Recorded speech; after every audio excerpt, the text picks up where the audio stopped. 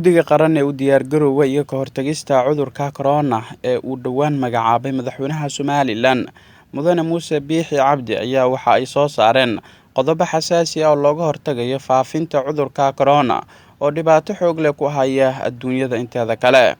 Guddiga oo soo saaray ilaa iyo 6 go'aan ayaa waxaa lagu mamnuucay duulimaadyadii caalamiga ahaa ee soo gaari jiray Hargeysa iyadoo liiska wadamada laga mamnuucay lagu soo daray Soomaaliya maadaama Somaliland ay sheegtay in Soomaaliya inteeda kale ay ka go'day. Go'aanka guddiga ayaa lagu sheegay in la joojiyo duulimaadyadii ama socdaalkii dalalka laga helay cudurka coronavirus kuwaas oo kala ah Kenya, Soomaaliya, Shiinaha, Talyaaniga, labada Kuuriya, Faransiiska, Spain laga bilaabo maalinta berito ah ayaa lagu yiri qoraalka. Sidoo kale go'aanadan ayaa waxaa qayb ka ahaa in goobaha waxbarashada la xiro muddo 4 toddobaad ah, in masjidka ay waqtiga salaada ku soo koobaan 25 daqiiqo, in la joojiyo kulamada isu imaatinka iyo qodobo kale oo dhowr ah.